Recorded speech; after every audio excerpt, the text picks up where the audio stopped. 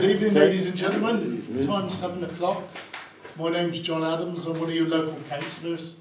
Here are 4 other local councillors at the meeting.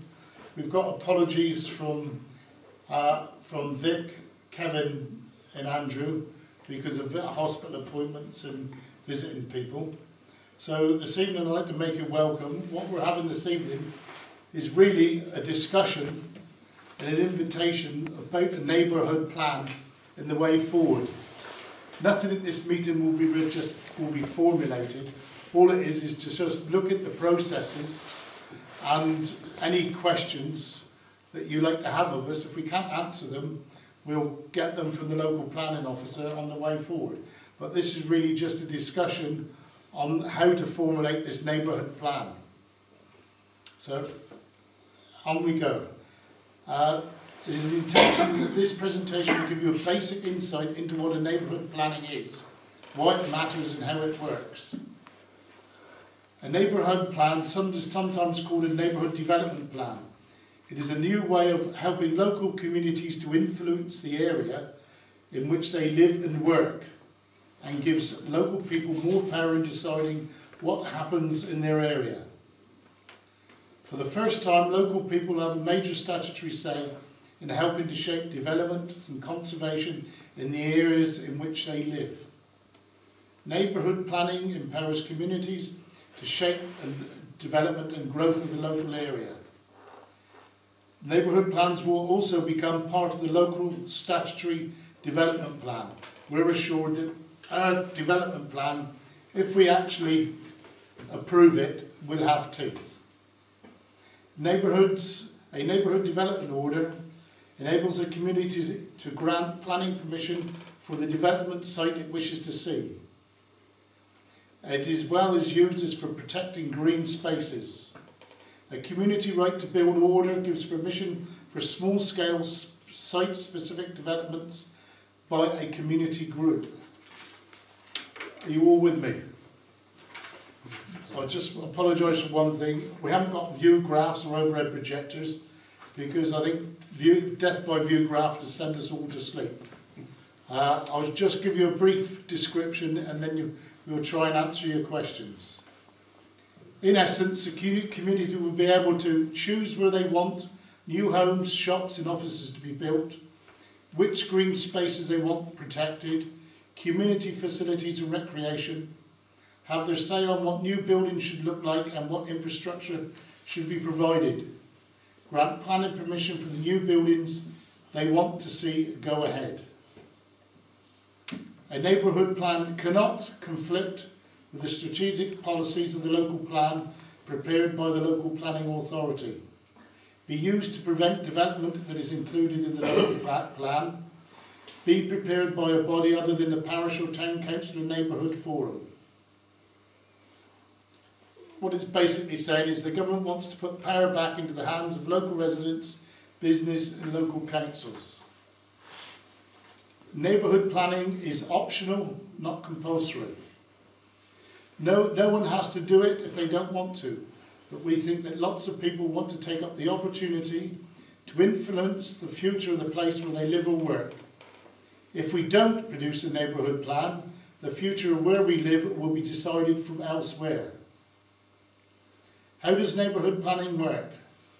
There are 5 key stages to the neighbourhood planning. Stage 1, defining the neighbourhood, and that is in the areas with the parish or town council. The parish or town council will, within the community, will take the lead on neighbourhood planning. That's what we're here for tonight. Stage 2, preparing the plan. Local people will need to pull together and prioritise their early ideas and to draw up their plans. They can choose to draw up either a plan or a development order or both. Do I apologise for parking there? Right. Right. Okay, thank you. That. Or it is entirely up to them.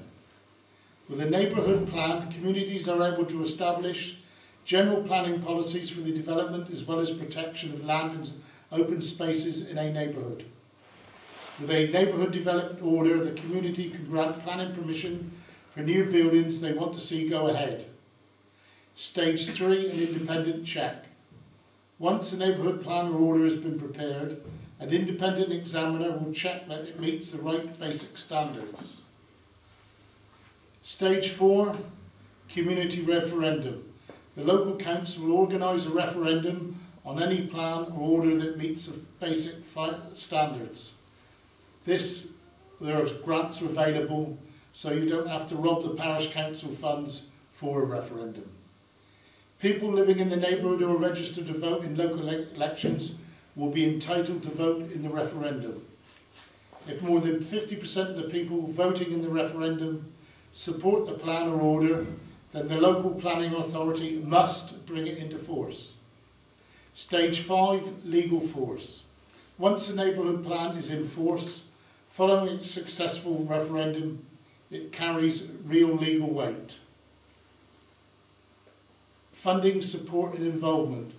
The programme will offer hands-on practical support in grants of up to £7,000 per neighbourhood area.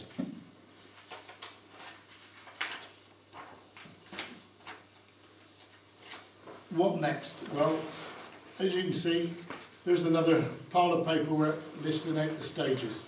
Tonight, I only tend to go as far as getting started.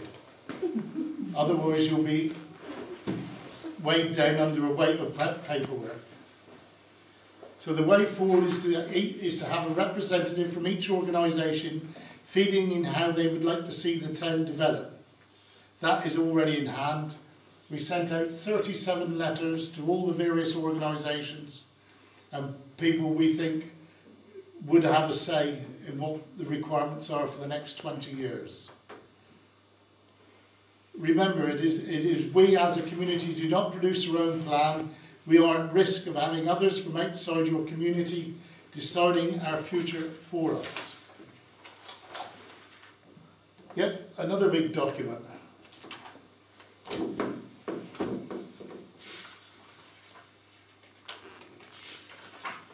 We are in the Scarden-Lou Community Network area.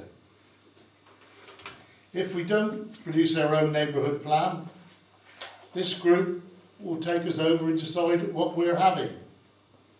And the housing requirements for this community network area is 2,000 dwellings between 2010 and 2030.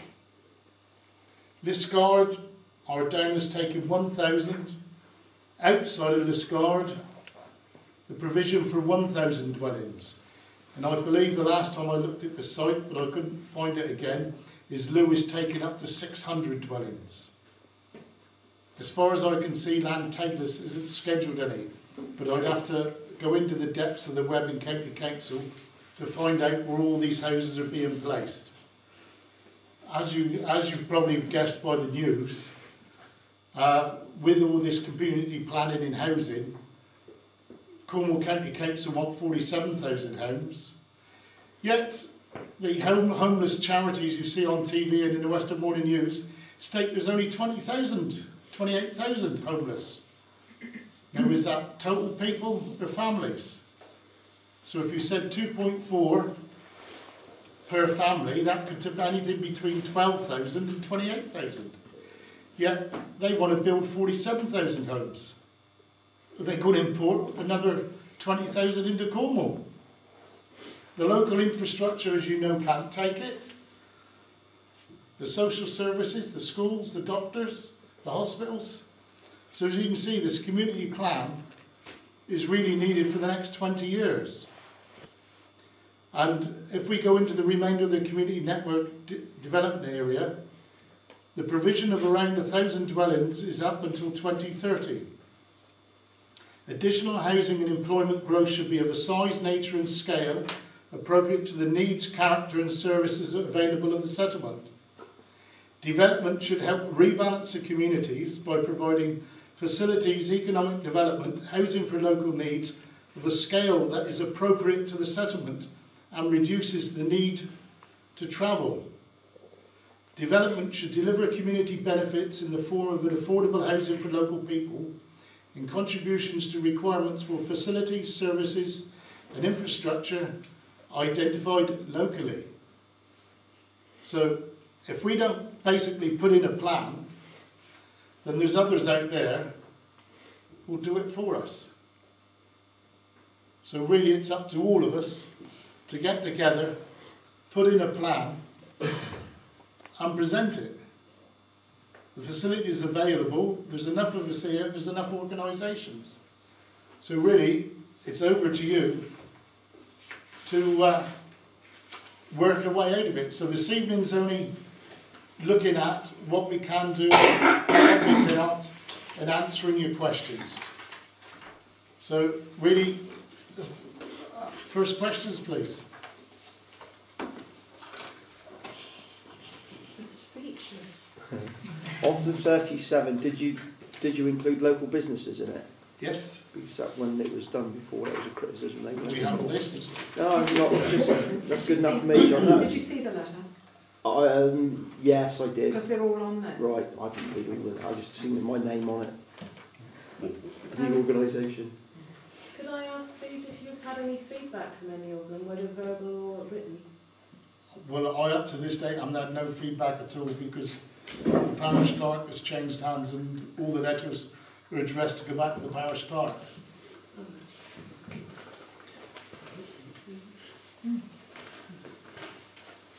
When I came this evening, I was expecting a little bit more structure to the evening, but bearing in mind that it is an open session, I think there are some fundamental and philosophical questions that the community has got to ask itself. And if we're talking about the next 20 years, perhaps the most fundamental question is, do we want Lanteglos parish to, and I'm choosing my words to be provocative and playing devil's advocate, to encourage people coming back and saying, Shackley, you're talking rubbish. Do we want Lanteglos parish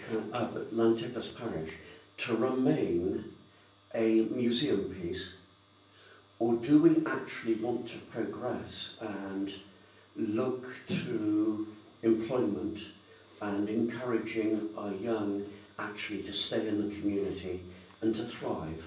So that, I think, is quite a fundamental question. Look into the future. Are we going to stay as we are or get worse? Because Lanteglos and Port Rowan, we have some unique, well, not totally unique in Cornwall, but we have particular problems. We have masses of second homes,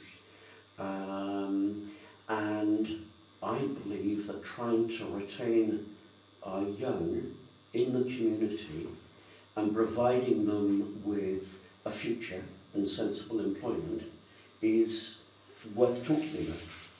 Well, I think you've hit one of the nails on the head, employment. And are we going to turn into a theme park?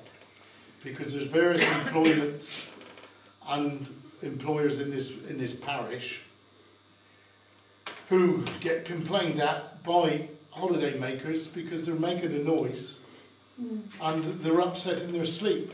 Take, for example, Lostwithiel, the clocks chime. The boatyard creates dust. It creates noise. The ships and their hatches and their engines running in the harbour keep people awake. So, like Gavin says, are we a theme park, Disney theme park for 3 months of the year? Or are we going to be an area for employment for the future? You know, we've got to strike that balance. Second homes obviously provide employment in some money, but otherwise we end up like Watership Down, where a thumper goes into the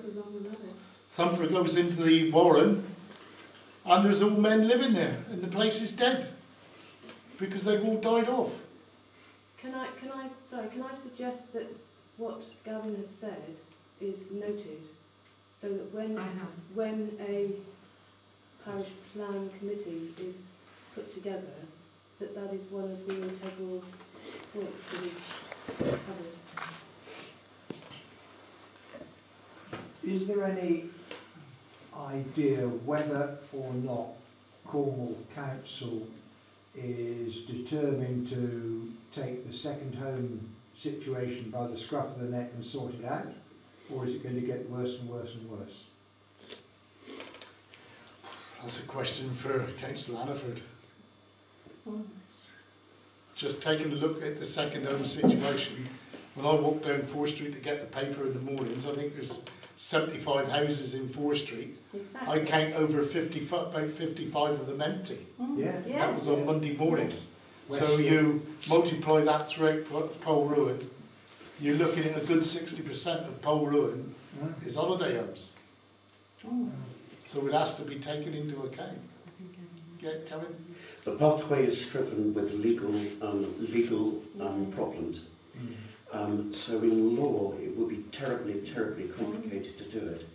There are particular areas of England with special designations, like, for example, parts of the Lake District, which has a special designation, and they might be able to get away with it to a certain extent. But in law, it is very, very nearly impossible to restrict people to say, you're buying that house for residence only.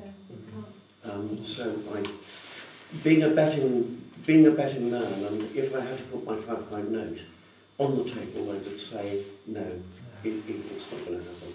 So we're stuck with a problem. Any more questions? Well, all I have to say is, I understand that there is a lot of second homes in the village, but I'd like to say that the second homeowners do provide a very lot of employment in the village. You've only got to take a look in the mornings, how many vans are coming in from outside the village. And myself, I've always worked in the village, as you know, and most of my work are for second homeowners. So it's like anything, it's forwards and against. And what I've always said to people is, you must remember that once upon a time, all these houses in these villages were owned by local people. Yeah. But the local people sold them purely for the fact of making the money. Yes. So, you know, I don't think there's an answer to it, to be honest with you. If a house goes on the market, local people can't afford to buy it, so it gets sold to second owners. And I don't think there is an answer to the problem, personally. I think it's a case of working around the problem rather than trying to get rid of it. That's right.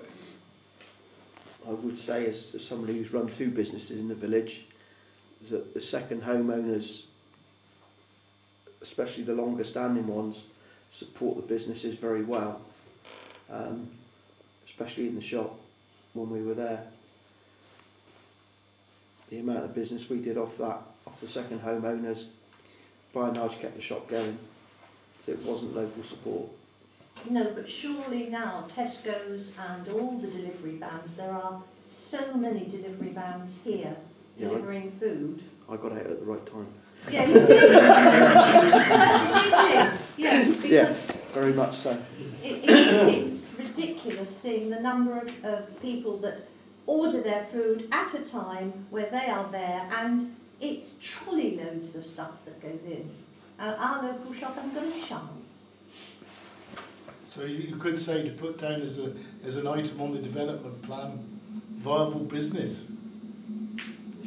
You just got to Because the shop can't compete with Tesco's, but if the shop had an agreement with Tesco's and done a lot of stuff online, then it all could come in and go out through the shop.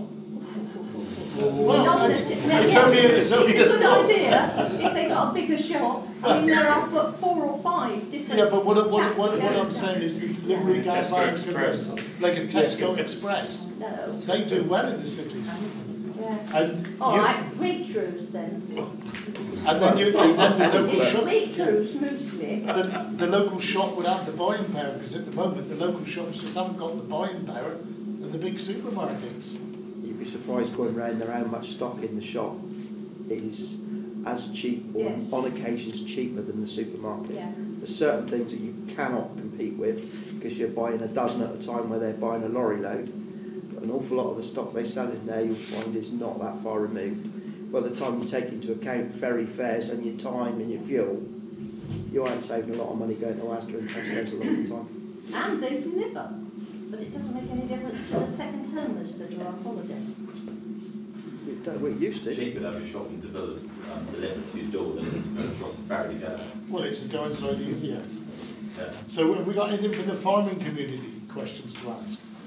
We've had the shops, we've Well, I just second came this homeowners. evening. I just came this evening because as someone that has lived in the parish most of their life wants to stay in the parish for the rest of their life. I think this is an important thing.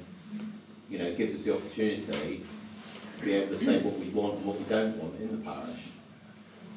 I can't believe there's not more younger people here.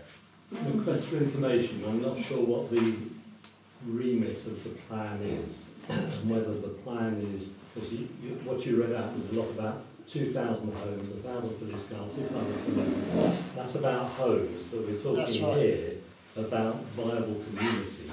So we're talking, I mean, is the plan including things like incentives to bring business in? I mean, is it a very wide remit, or is it simply about building? It's really about planning, control and development. That's not actually specified in these documents. We got more of an outline of what we would like to see and how we wish to develop it. So Surely we have to establish there's a need first of all. Well, this is what we're here for, the meeting, just to sort a way forward on items you wish discussed. Well, if we look at the most recent development, will be Kendall Park. Yeah. And am I right in saying some of those houses are affordable houses? All affordable All rent. affordable housing. Yes. And were they oversubscribed or I don't know how many houses are Well, in there. 15 houses. 15 houses. How many people All applied? but 2 of the properties went to people within the parish or parish connection. Yeah. So that would probably mean that there is a need for it. And if there's a need for it, do we want more houses built in the parish? Well, according to a document by a previous council, of which the clerk was clerk of the council then, they've written a document saying there was no need for the extra houses to be built up the back of Kendall Park.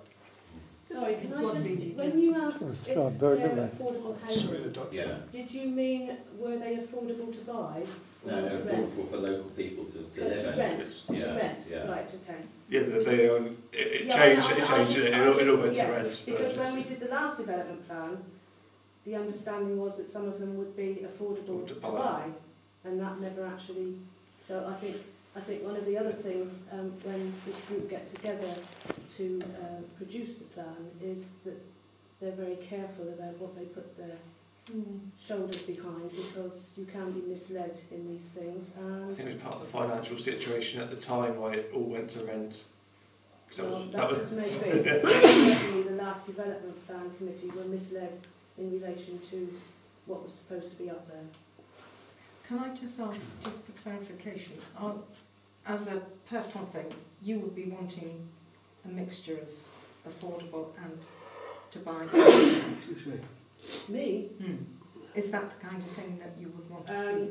That would presuppose that I wanted more development in the Yeah, village, wouldn't it? Yeah. So I'd have to think about that one for a bit longer. Partly to answer your question, if I may, this is a brainstorming session for the community to think about their future for the next 20 years.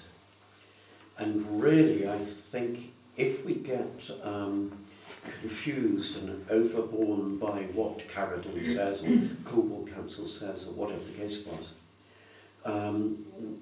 we're into a hiding for nothing.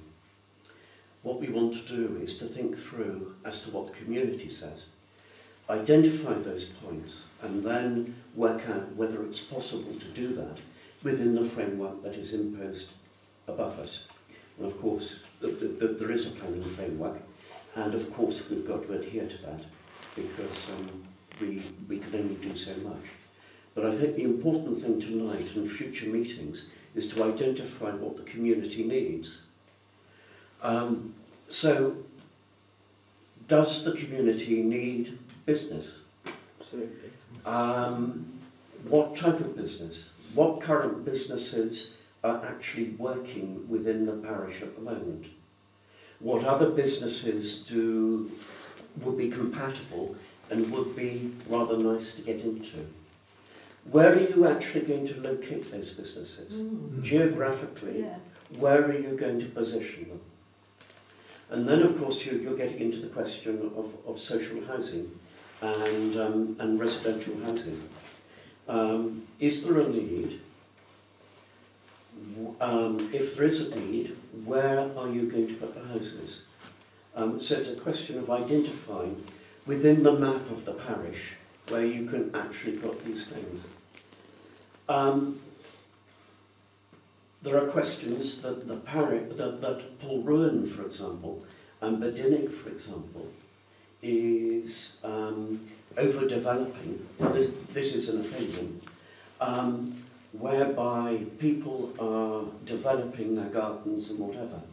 So there is an increasing reduction of green space actually within the two villages.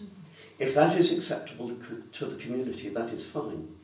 But some people are now arguing that it has gone too far. So does the parish plan want to say we want to have a restriction on further development within, for example, the conservation areas of Polruan and Badinnick? I don't know the answer to that. I'm just posing the question. One of the answers to that question there is the development plan will take in redefining the conservation areas. Right. So that probably answers that question. Can I just say though, do you remember when we met with Lou councillors? Yes. They had certainly got the impression that what was wanted was a reduction in the conservation area. That's serious. And that's in Lou. Think what that would mean in Badinnick or in Polruan. And the other problem is with Polruan is with developing more housing in Polruan. As Councillor Wild will tell you, the sewage system is grossly overloaded. The pipework. We've done a calculation on this, and it's all below the account to the degree where if the second homes were inhabited for more than 50% of the time, we would have a constant flood in the village of sewage. Is that right? So one step, the parish plan, not parish plan, I keep getting told off for that, it's not the parish plan, it's a neighbourhood plan. The next step the council to do is we've got to visit the land registry, look at all the property owners of the land in the parish. Now, what I'm hoping to do in the future is, from Carradon, get one of these modern overhead projectors you run off a laptop, so that you can exactly see and read all these documents. So what we could do is put up a map of the area on the modern computer tablets, up on a screen. You can see the whole area with all the sites marked in, and you can have your say of what would be looking for development. At the moment, Polruan really, to me, and this is just to me personally, we've reached the end of development up by the campsite. That's because you've got the National Trust to seaward. On the hill and by Lady Rams is all European SSI. That's untouchable.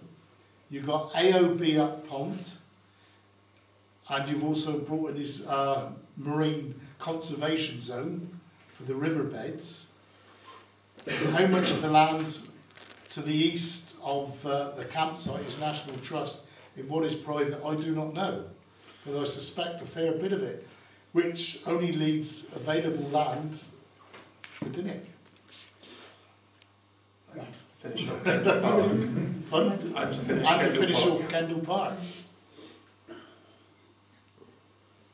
Otherwise, Bones Meadow really completes building in the conservation area, apart from the hot topic of building in your gardens.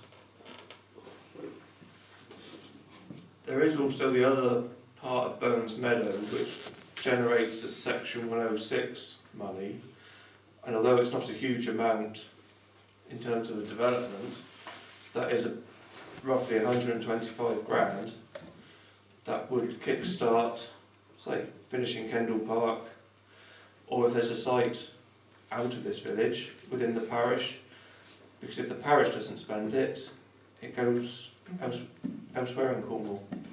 So do we want the money from that development to be spent in this parish, or are we happy for it to? But there's limitation.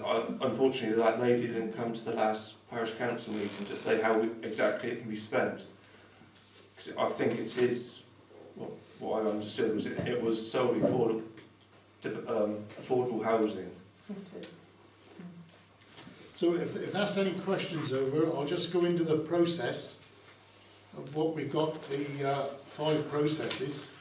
Getting started, which we're basically at now. Parish Town Council propose a plan area, and then we decide a type of plan appropriate for the area.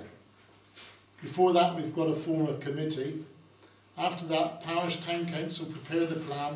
We involve the community in the plan's development, establish a neighbourhood plan group team, and then that'll be processed one over. We'll produce an action plan, including timelines to complete the plan.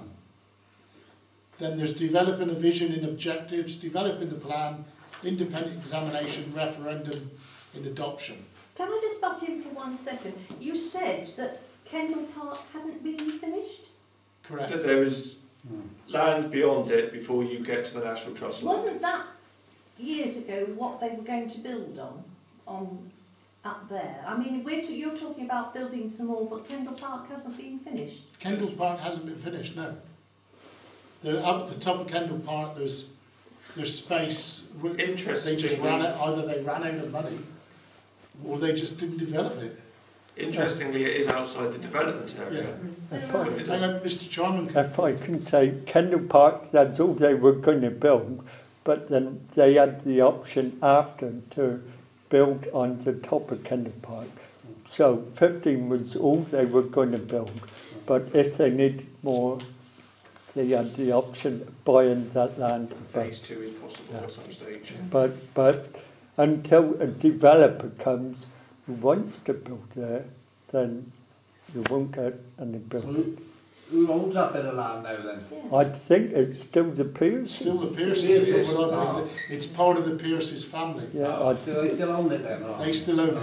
and Who in the Pierces family Well, I owns thought it? it was No, it's a trust. the developer brought the whole lot and just no, so they still own that bit. No, they still own that bit. yeah, I think so. Yeah. You could be right, Peter, but I think so. I don't know, that you know, they I'm just assumed had actually the option. They bought the whole site. Yeah, As far as I understand, the Pierces family Yeah. still own that part of the field. Yeah. It's, as Adrian has just said though, it is at the moment outside the planning envelope, so we might have a view on that. well, so was Kendall Park. Part of But because it was affordable homes, because you can build outside the development limit, it's just it got to be a special case. When it's affordable homes, they will look upon it as a special case. Thank you. Yeah. Right, So- so tonight really, it's just about getting started. Yeah, If Councillor. I can say, I would think the best first thing to do would be find out where there is land you can build, because as you say, National Trust, you won't be able to build. So it's finding land, and I can't see that is very much the top of Kent Parks, but the only bit of land. That's as far as I can see. I yeah. don't know. This is Hendersfield, above the campsite.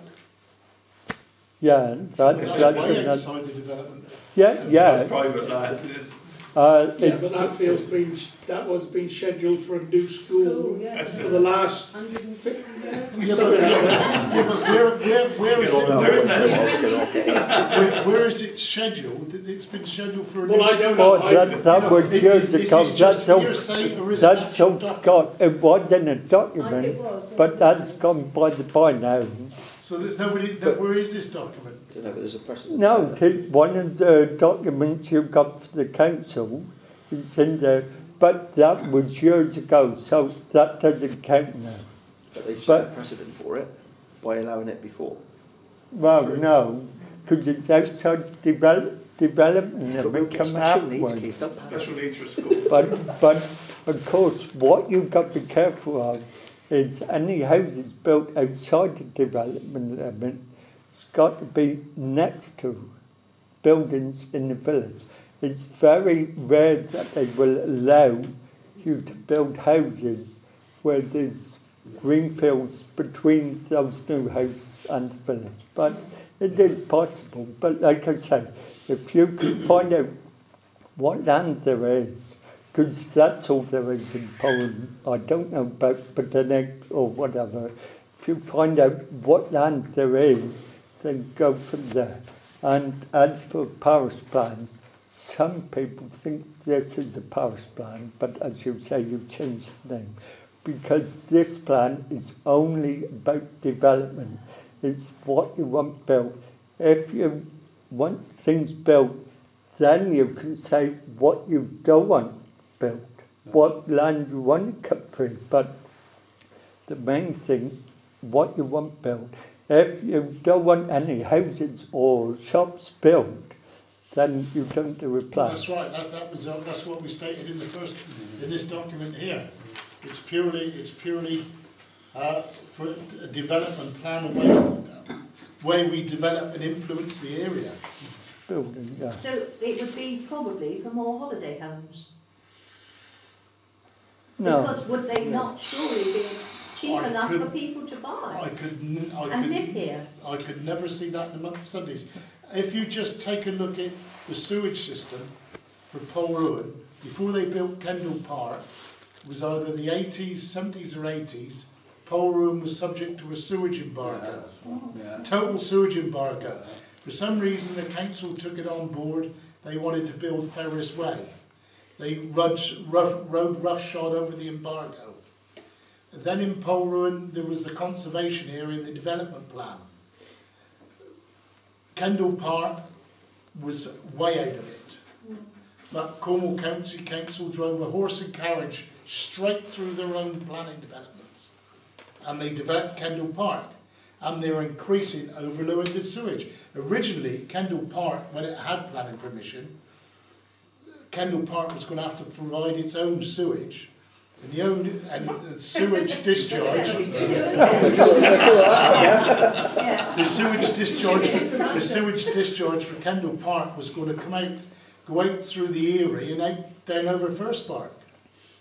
But then the county council redeveloped the site, took over planning permission, and hitched it straight into the mains. So they could really, if they built their houses, they could use humus glues and be green. You'll have a wind turbine up her necks and we'll get into another argument.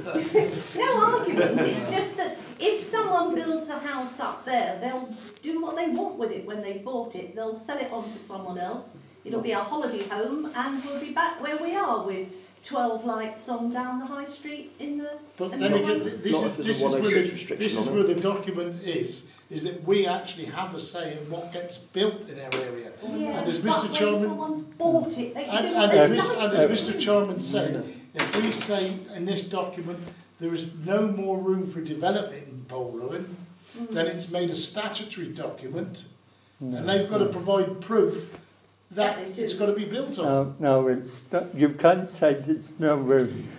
All the plan can say is what buildings you want. But going at the top of Kendall Park, that's outside the development limit. So they'd have to apply. So the only chance they'd get housing, 99%, only chance is if it was affordable. Yeah, well, that's the wedge through the door. But after Kendall Park, they're on two sticky grounds. As A, there's green fields in between the houses, and B, they'd have to put in their own sewage run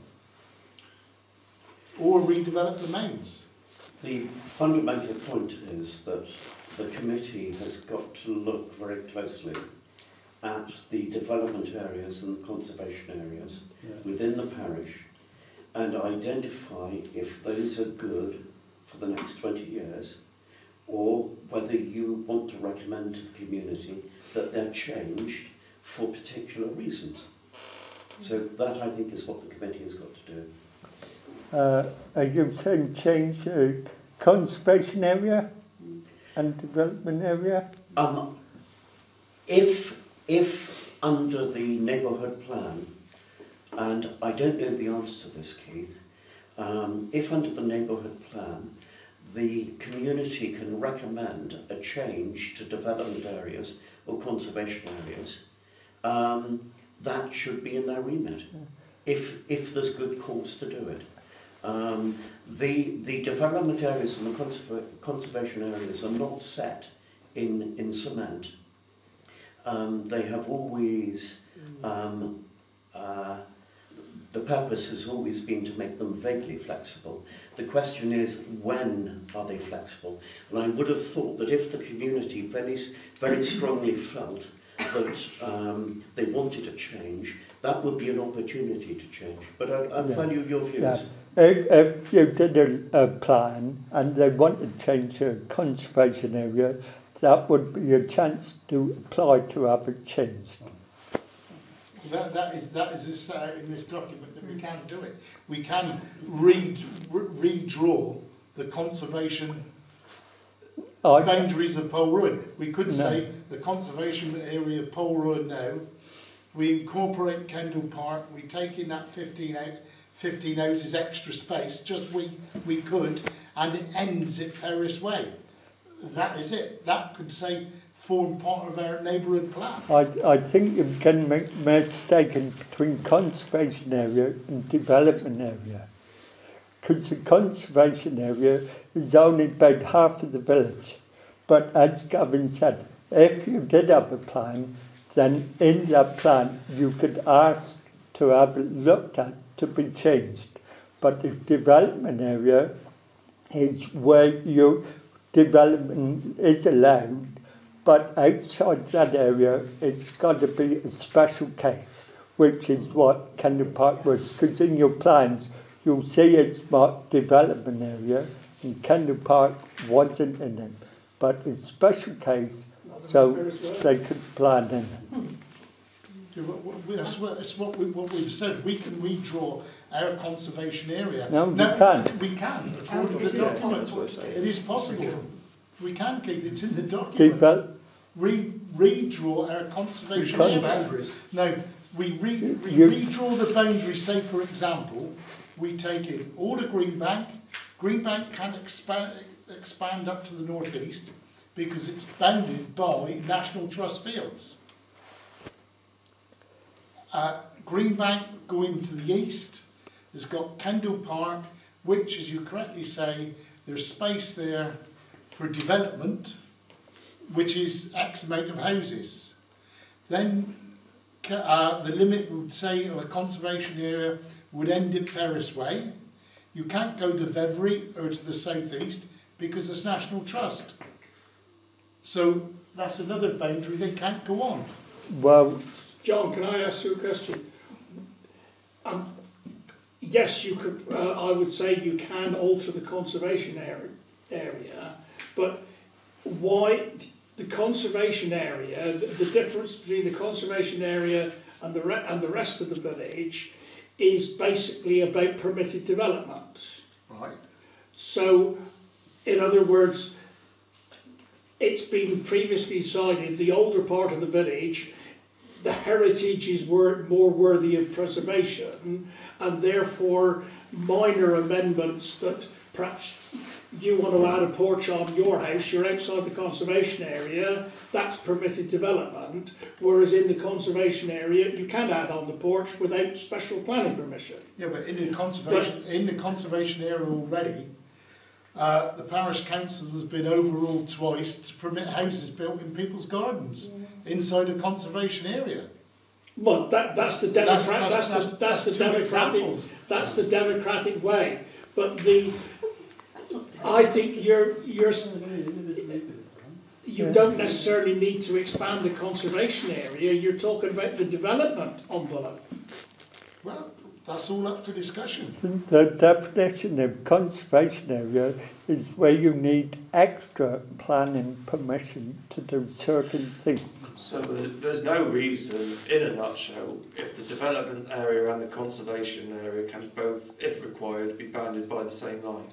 If one, in a nutshell, they could be. In a nutshell.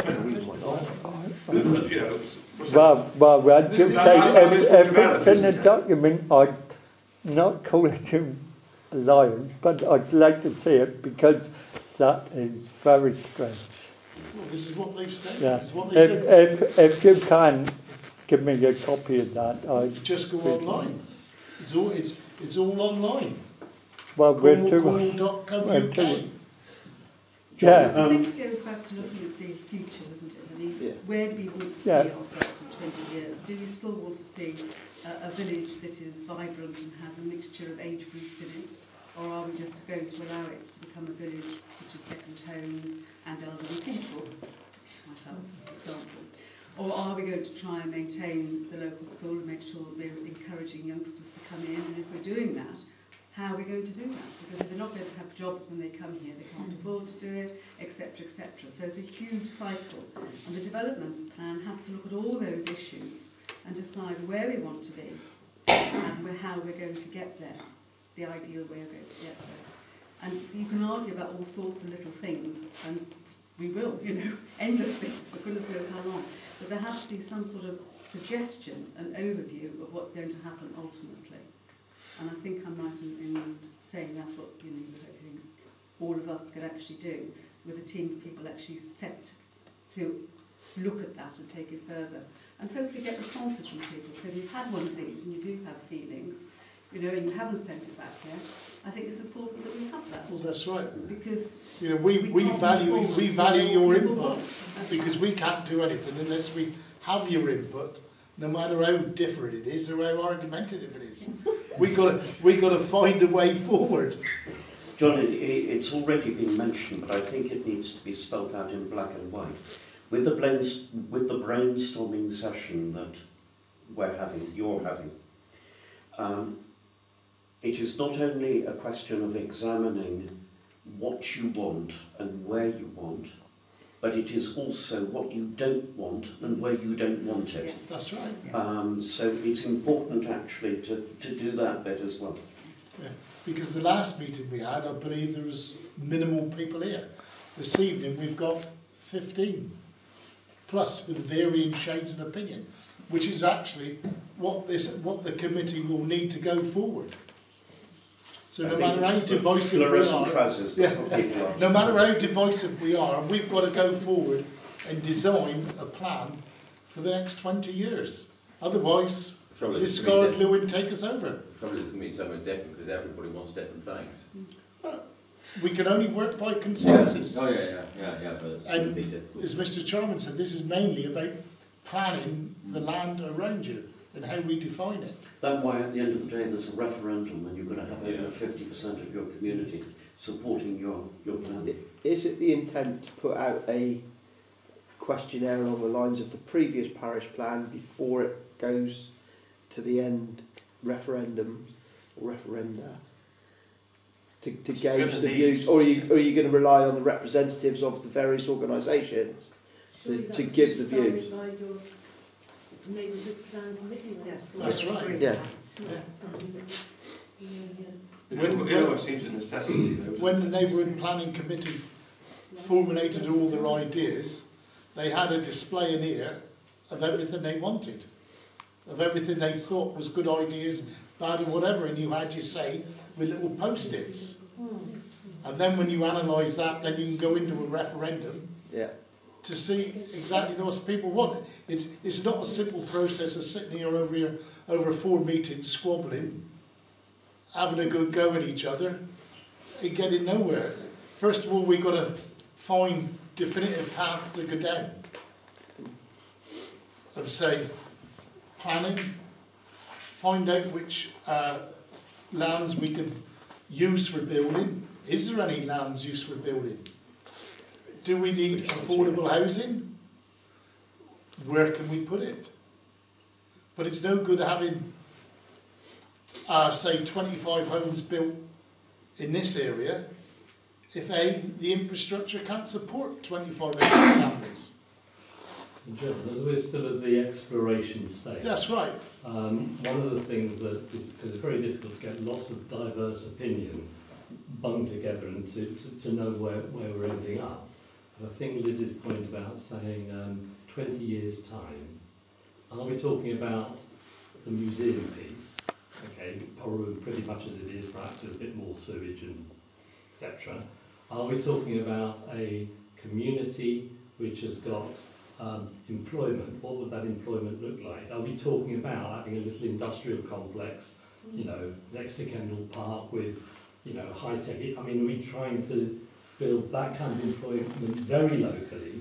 But it's really, if I was to come to the next meeting and here are some options, it could look like this, it could look like this, it could look like this. Then from hazard a guess, your question there, Holborn, say, is always looked over the years to say two communities. You could say us and them. The harbour and the farmers. Two communities. And that is where the employment appears to be, is either on the land, and the land, now we've got rid of most of their labourers. The boatyards, Brazen Island, well, functions. And Tom's Yard is overworked. It got more work than it can cope with. But for example, in Tom's Yard, the beamers that come up down there, the 250-ton vessels, if this harbour doesn't take them, they got to go to Holland to come out the water. Or the slip doesn't take them. Well, this doesn't take them. They held all right, didn't they?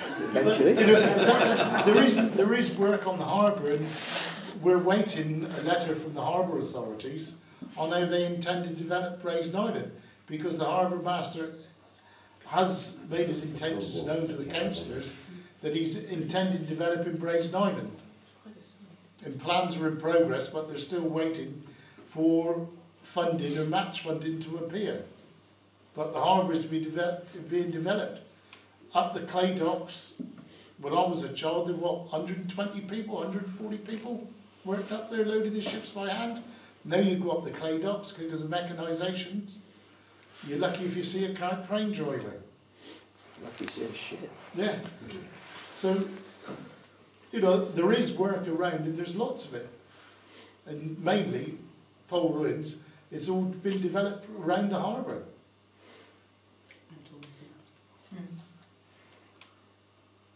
So, you know, I would say that that's where the development of the work would be, around the harbour.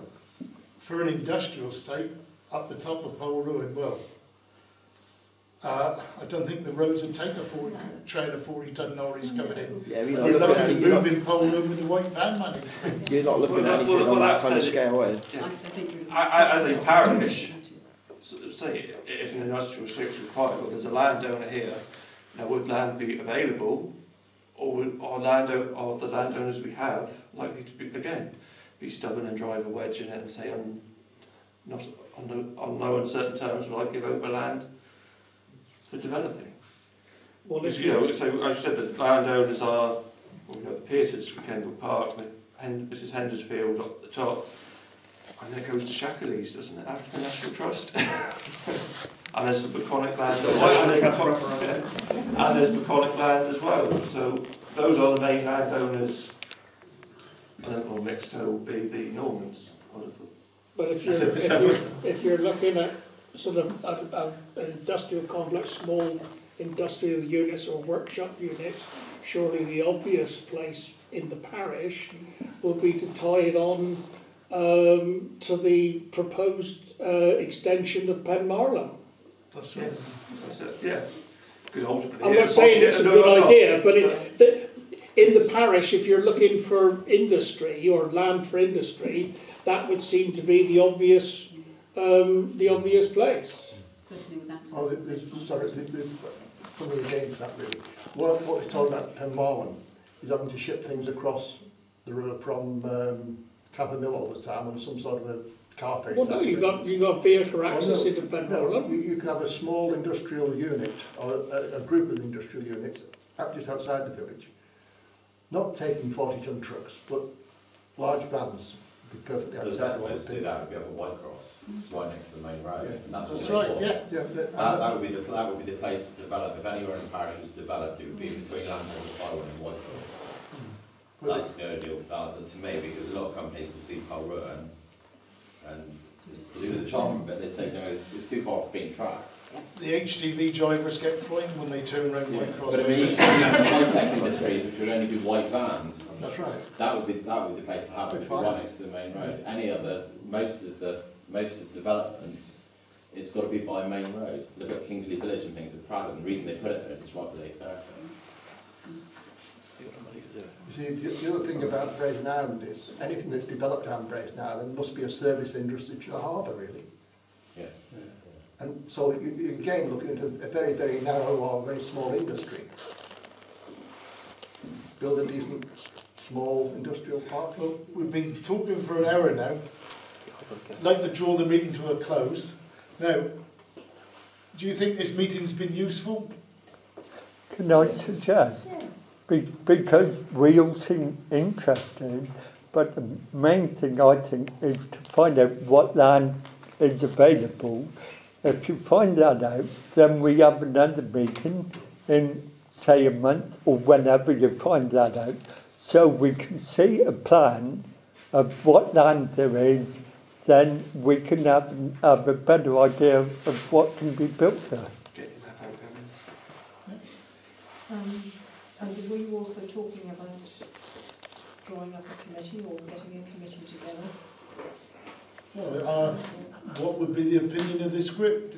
Are we down the road to actually draw up a committee and come to decisions, or would you like to see a map first in another meeting like this? Would have thought like this, then you've got more here. With the committee, it's just a few, but you might have more than this would want to come, and so get more views, and then perhaps have a committee after the next meeting. So at the moment we just keep to it. With us group of councillors, have a talking shop, like Gavin said, a brainstorming session. Yeah. Find a way forward. When we've got a map and an overall picture of the area, and we can put it up on a screen so everybody can see. Yeah. And then we try and form and decide a committee at the end of the next meeting. Yeah. Any dissenters?